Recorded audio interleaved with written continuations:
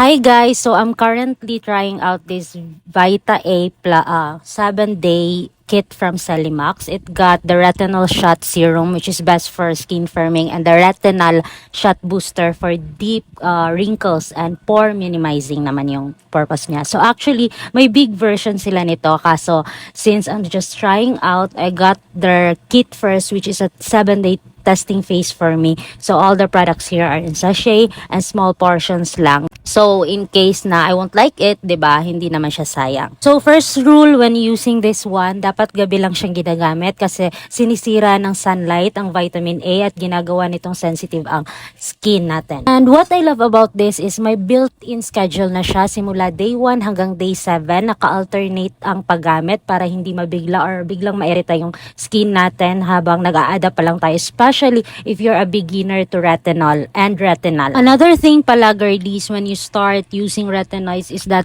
always wear your sunscreen in the morning. I've got these 2 highly recommended sunscreens which I also personally use alternately. Both got SPF 50 na, but this one has Ceramella, which is a combination of ceramide and tremella for intensive skin barrier repair and hydration. So sa pagkakaalam ng lahat, the ceramide is our natural lipids na nagsisilbing protection sa skin barrier natin, and kapag nagre-retinol tayo, we are more prone sa pagbabalat or pagtutuyo ng mukha natin. So tinutulungan ng ceramides na bablock yung moisture at mapigilan ang irritation sa skin natin. Or you can use this one. I really like this sunscreen also, which is also good for our skin barrier kasi meron din siyang ceramide, but most importantly, it got panthenol content in it, which is pro vitamin B5, and the panthenol is kilala natin bilang isang powerhouse for soothing and healing ingredient siya. So sobrang galing nitong magpakalma ng mukha natin, whether we have inflammation, pamumula, pangangati, or tight feeling na madalas nating maranasan